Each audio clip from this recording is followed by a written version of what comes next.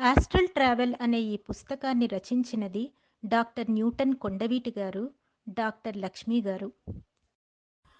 12వ భాగము పఠనము చేస్తున్నది పద్మజ. అనుభవాల గురించి తెలుసుకుందాం. హాయ్ ఫ్రెండ్స్, నా పేరు భాను. నేను సోల్ కోచ్ 3-4వ బ్యాచ్ల్లో శిక్షణ తీసుకున్నాను. ఎంబీటీపీ క్లాసులో నేను సూక్ష్మ శరీరయానం పొందాను. మొదట నేను పడుకుని సూక్ష్మ శరీరయానాన్ని చేద్దామనుకున్నాను. కానీ నేల చాలా చల్లగా ఉండడం వలన కూర్చొనే నేను సూక్ష్మ శరీరయానం చేయడానికి సిద్ధపడ్డాను. ఒకసారి నేను ధ్యానంలో కూర్చున్న తరువాత నేను చాలా సౌకర్యవంతంగా ఉండగలిగాను. నాకు చాలా ఆలోచనలు వచ్చాయి, అనుమానాలు కూడా వచ్చాయి. ఎందుకంటే అంతకు ముందు నాకు కొన్ని సూక్ష్మ శరీరయాన అనుభవాలు ఉన్నాయి. ఇప్పుడు కూడా అలా జరుగుతుందా, లేదా సూక్ష్మ శరీరయానంలో నా ఆస్ట్రల్ బాడీ నాకు ఎడమవైపు నుండి విడుదలవుతుందా, లేదా కుడివైపు నుండి విడుదలవుతుందా, ఇలాంటి అనుమానాలు వచ్చాయి. కానీ న్యూటన్ సార్ గైడ్ చేస్తున్నప్పుడు పూర్తిగా మిమ్మల్ని మీరు అంగీకరించుకోండి అని చెబుతున్నప్పుడు నేను నా శ్వాసతో అనుసంధానమై పూర్తిగా ధ్యాన స్థితిలోకి వెళ్ళాను. మొదట నా శరీరం ఒక బెలూన్లా క్రమక్రమంగా పెద్దదవుతున్న భావన కలిగింది. మెల్లమెల్లగా ఒక నిశ్చల స్థితి వచ్చిన అనుభవము. ఆ తరువాత మెల్లమెల్లగా నా తల పైభాగం నుండి నా సూక్ష్మ శరీరం విడుదలయ్యింది. అప్పుడు నా చైతన్యం మొత్తం నా హృదయ చక్రంలో ఒక చిన్న వెలుగులాగా కేంద్రీకృతమై ఉండి అది నాతో పాటు పైకి ప్రయాణం చేస్తూ ఉంది. నేను క్రమక్రమంగా పైకి వెళుతున్నప్పుడు 2 మాస్టర్లు వచ్చి నాతో పాటు ప్రయాణం చేయడం గమనించాను. ఒక మాస్టర్ ఆకారం మొత్తం మానవ శరీరంలా ఉంది, తలభాగం మాత్రం గరుడ పక్షిలాగా ఉంది. మరొక మాస్టర్ ఆకారం తలభాగం ఎలుగుబండిలా ఉండి మిగతా శరీరమంతా మానవ శరీరం ఉంది.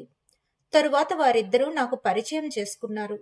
నీతో పాటే నీ ప్రయాణంలో సహాయం చేయడానికి వచ్చామని చెప్పారు. అలా మేము ప్రయాణం శూన్యంలో ప్రయాణం చేస్తున్నట్లుంది. మేము ఒక ప్రదేశంలో ఒక గ్రహం మీద ఆగాము. అది శని గ్రహం. ఒక్కసారిగా అక్కడ ఒక సొరంగం గుండా మా ప్రయాణం సాగుతోంది. కానీ ఆ సొరంగానికి ఆది గాని అంతం గాని ఉన్నట్లు అనిపించలేదు.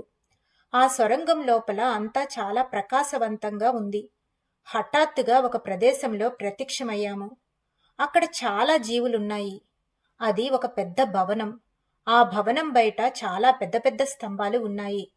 ఒక స్తంభం చుట్టూ అక్కడ జీవులు వృత్తాకారంలో కళ్ళు మూసుకొని నిలబడి ఉన్నాయి. కానీ అవి చెక్కలు కావు. కానీ ప్రతి ఒక్క జీవి చాలా ఆరోగ్యంగా ఉన్నాయి. ఇవి అన్నీ కూడా చాలా ఎక్కువగా ఉన్నాయి. వాటి మధ్యన ప్రయాణించడం చాలా కష్టమనిపించింది. కానీ వాటి దగ్గరకు వెళ్ళినప్పుడు వాటి మధ్య చాలా ఖాళీ ఉంది. మా ప్రయాణానికి ఎటువంటి ఇబ్బంది కలుగలేదు. అవి అన్నీ కూడా ధ్యాన స్థితిలో ఉండి సందేశాలను అర్థం చేసుకోవటానికి ప్రయత్నిస్తున్నాయి. తరువాత మా ప్రయాణం వేరే ప్రదేశంలో సాగింది. మాకు ఉన్నట్లుండి ఒక కొండ ప్రాంతం కనిపించింది. అక్కడ పెద్ద భవంతి పగోడా ఆకారంలో ఉంది. కానీ ఆ భవంతి ఆధారం మాత్రం ఒక చిన్న అరుగులాంటి కట్టడం మీద నిలబెట్టినట్లు ఉంది. సంధ్యా సమయంలో మనకు ఎర్రగా నారింజ రంగులో ఎలా కనిపిస్తుందో అక్కడ వాతావరణం అలా ఉంది. ఈ ప్రదేశంలో వాళ్ళ అధినేత ఉండే భవంతి అది. మేము ముగ్గురం ఆ భవంతిలోకి ప్రవేశించాము. అక్కడ వాతావరణం చాలా నిశ్శబ్దంగా ఉంది. అక్కడ పనిచేసే వారందరిలో చాలా శాంతంగా వారి ముఖాలు ఉన్నాయి. నేను వారి నుండి గమనించింది ఏమిటి అంటే వారిలో ఎటువంటి మనస్పర్ధలు లేవు. మరి అందరినీ వారు సమానంగా చూస్తున్నారు. ఎవ్వరూ అజమాయిషీ చేయడం లేదు. అప్పుడు ఒక వ్యక్తి వచ్చి మమ్మల్ని అధినేత వద్దకు తీసుకుని వెళ్లారు. మమ్మల్ని మేము అధినేతకు పరిచయం చేసుకున్నాము. ఆయన చాలా మర్యాదపూర్వకంగా మమ్మల్ని ఆహ్వానించారు. తరువాత ఆయన నన్ను ఏమైనా ప్రశ్నలు అడగమన్నారు. నేను 2 ప్రశ్నలు అడిగాను. అవి 1 నేను ఎవరు, 2 ఈ భావోద్వేగాలు భయాలు ఏమిటి అని. ఆయన సమాధానాలు అన్నీ సంకేతాల రూపంలో వ్యక్తపరిచారు. ఎంతో సమయం తరువాత నా తల బరువుగా ఉన్నట్లు అనిపించింది. తరువాత ఈ బరువు క్రమంగా పెరిగింది. భరించలేనంతగా. తరువాత బరువంతా క్రమంగా తగ్గుతూ వచ్చింది. తరువాత ఒక ప్రమాదం అయితే ఎలాంటి ఆందోళనలు భౌతికంగా, మానసికంగా ఉంటాయో అలాంటి అనుభవం ఒకటి సృష్టించారు. చాలా ఇబ్బందికరంగా ఆ అనుభవం ఉంది. ఇప్పుడు ఆయన నన్ను అడిగారు, "ఏం జరిగింది?" అని. నేను నా తలలో బరువు, మరి ప్రమాదం లాంటి అనుభూతి పంచుకున్నాను. అప్పుడు ఆయన చెప్పారు, "భయం అన్నది కూడా అలానే వస్తుంది. ఉన్నట్లుండి భావోద్వేగాలు కూడా అలానే వస్తాయి. ఒకసారి వచ్చిన తరువాత వాటిని అర్థం చేసుకోవాలి. అవి ఎందుకు వచ్చాయి అని బాధపడకుండా అవి ఎటువంటి జ్ఞానాన్ని తీసుకొని వచ్చాయో అర్థం చేసుకోవాలి. జరిగిపోయినదంతా తలుచుకొని చింతించకుండా పూర్తిగా అవగాహన చేసుకోవాలి. ఒకసారి పూర్తిగా ఆ పాఠం నేర్చుకున్న తరువాత నీకు అలాంటి పరిస్థితులు గాని, అనుభవాలు గాని రావు" అని చెప్పారు.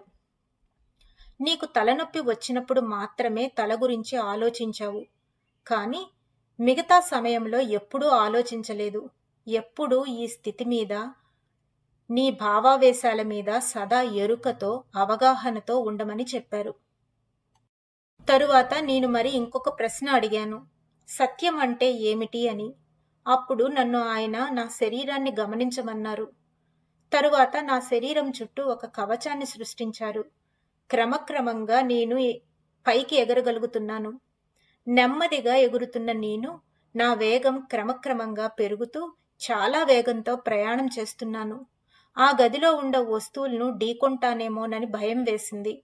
కానీ నేను ఈ వస్తువుల ద్వారా ప్రయాణించగలుగుతున్నాను. క్రమక్రమంగా వేగం తగ్గుతూ వచ్చింది. ఆ తరువాత ఆయన వివరించారు, "నువ్వు ఏదైతే కవచం ధరించావో అదే సత్యం.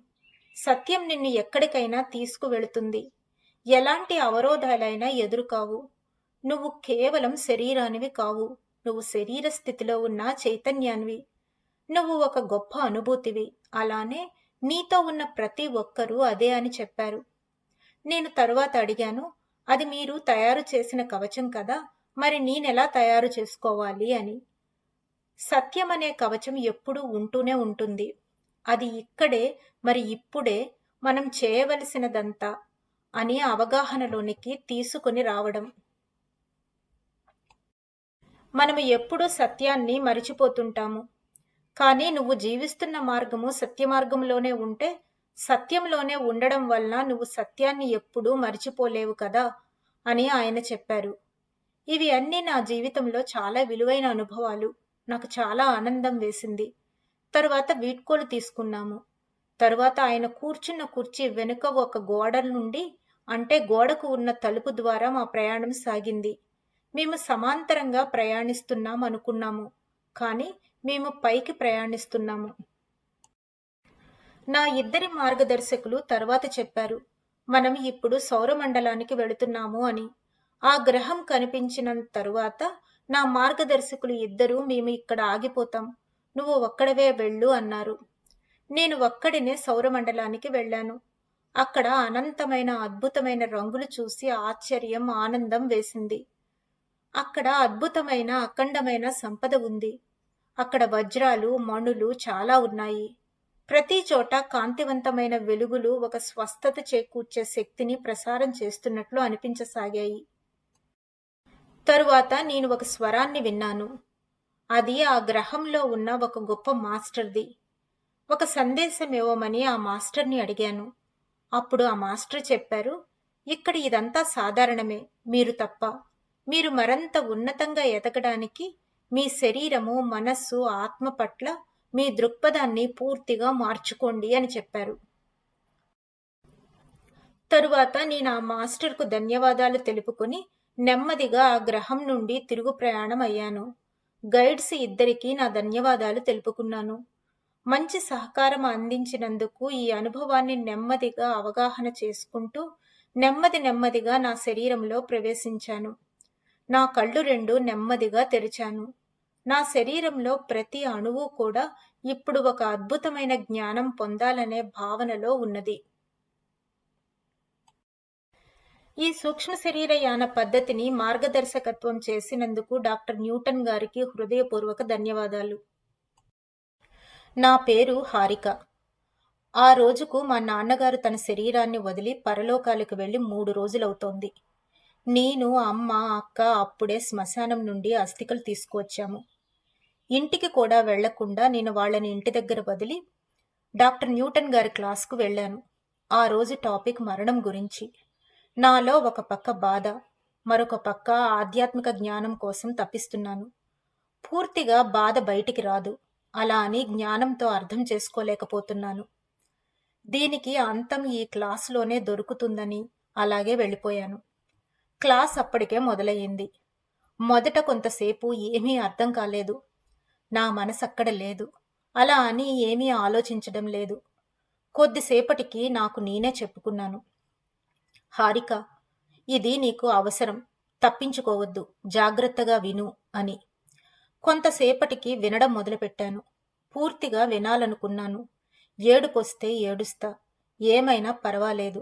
నా ప్రయత్నం నేను చేస్తాను అని నిర్ణయించుకున్నాను.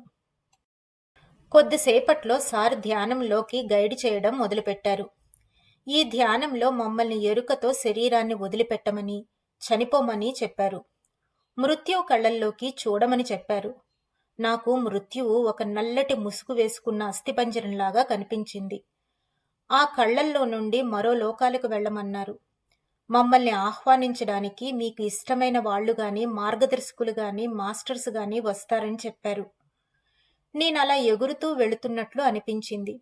నేను అనుకున్నట్లుగానే మా నాన్నగారు కనిపించారు. ఆయన వెనుక 2 శ్వేతవర్ణదారులు ఉన్నారు. నేను మా నాన్నగారినే చూస్తూ ఉన్నాను. ఆయన ఎంత హాయిగా, ఆనందంగా, ఒక వెలుగుతో సంతృప్తిగా కనిపించారు. నేనెప్పుడూ ఆయన్ని అలా చూడలేదు. ఏమీ మాట్లాడకుండానే నాకొక సందేశాన్నిచ్చారు.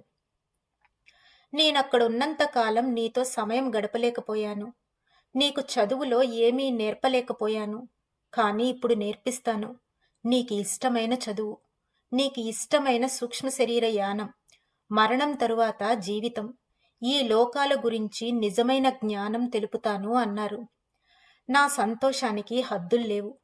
ఇంతకన్నా నాకేం కావాలి? చిన్నప్పటి నుండి ఉన్న కోరిక. నాన్న దగ్గర కూర్చొని చదువుకోవాలని.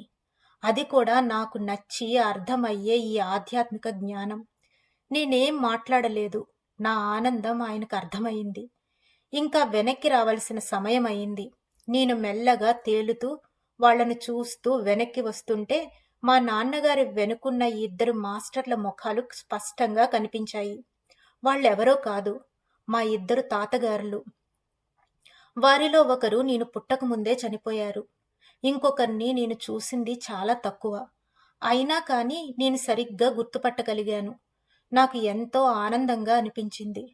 నేనెప్పుడూ వారిని అంత స్పష్టంగా చూడలేదు. నేను ఎలా వెళ్ళానో అలాగే మృత్యువు కళ్ళల్లో నుంచి వెనక్కి వచ్చాను. మృత్యువు నుండి ఏదైనా సందేశం తీసుకోమని సార్ చెప్పారు. ఈ తలుపులు నీకు ఎప్పుడూ తెరిచే ఉంటాయి. నీకు ఎప్పుడు కావాలంటే అప్పుడు వచ్చి వెళ్ళు అని అన్నారు. ఆ కళ్ళల్లో మా నాన్నగారు నవ్వుతూ ఉన్నారు. నాకర్థమయింది. నిన్ను నేర్చుకోవలసిందెంతో ఉందని.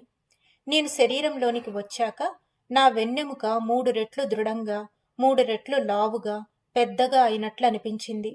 చాలాసేపు ఆ అనుభూతి అలాగే ఉంది. నాకు నిజంగానే అది వెనక్కి చొచ్చుకొని వచ్చిందేమో అనిపించి చేత్తో ముట్టుకొని చూశాను. స్పర్శ మామూలుగానే ఉంది. కానీ ఆ అనుభూతి పోలేదు. నాకు అర్థం కాలేదు. ధ్యానం ముందు దాకా నొప్పి వచ్చింది. ఇప్పుడేంటి ఇలా అనిపిస్తుంది అనుకున్నాను. అప్పుడు నాకు అర్థమయింది. నాన్నగారు వెళ్ళినప్పటి నుండి వెన్నెముక నొప్పి వస్తుంది. అంటే నేను అభద్రతా భావాన్ని పొందాను. ఇప్పుడు 3 రెట్లు దృఢమైన వెన్నెముక. అంటే నాకు మా నాన్నగారు, 2 తాతయ్యలు, వారి 3 మార్గదర్శకత్వం పూర్తిగా ఉందని దాని అర్థం. ఇది నా జీవితంలో కల్లా ఎంతో ప్రాముఖ్యమైన అనుభవం. దీని తరువాత నాకు వచ్చిన ధైర్యం పోల్చలేనిది. ఆ తరువాత ఈ అనుభవం న్యూటన్ గారితో చెప్పాను. ఆయన ఎంతో ఆనందించారు. మా నాన్నగారు నన్ను గైడ్ చేస్తారని చెప్పాను. సార్ని ఒక పుస్తకం పేరు చెప్పమన్నాను. నేను ఎలా నేర్చుకోవాలో తెలుసుకోవడానికి. ఆయన హలో ఫ్రమ్ హెవెన్ పుస్తకం చదవమన్నారు. ఆ పుస్తకం చదవడం మొదలుపెట్టినప్పుడు నాకు అనిపించింది, ఈ పుస్తకంలో చనిపోయిన వాళ్ళ సంకేతాలు ఇచ్చి వారు బాగానే ఉన్నారు అని రాసి ఉంది. ఇది నాకెలా ఉపయోగపడుతుంది? నేను అప్పటికే వారితో మాట్లాడేశాను కదా. తర్వాత సంగతి చెప్పాలి అనుకున్నాను. కానీ న్యూటన్ గారు చెప్పారని పూర్తి చేద్దామని నిశ్చయించుకున్నాను.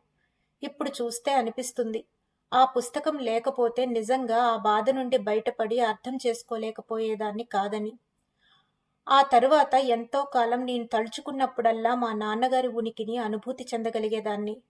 నేనేం చేయగలనులే అని వదిలేసిన పనులన్నీ ధైర్యంగా మళ్ళీ చేశాను. మళ్ళీ సోల్ కోచ్లో సూక్ష్మ శరీర యానం మరియు కలల గురించి తరగతులు చెప్పడం మొదలుపెట్టాను. చిన్నప్పుడు నేను అనుకునేదాన్ని, ఎవరైనా ఏంజెల్ వచ్చి నాకు కష్టం బాధ వస్తే సహాయం చేయవచ్చు కదా అని. ఇప్పుడు ఆ కోరిక తీరింది.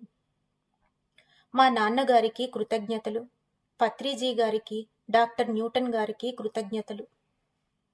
ఈ భాగాన్ని ఇక్కడితో ముగిస్తున్నాను. వచ్చే భాగంలో మళ్ళీ కలుసుకుందాం. అంతవరకు సెలవు.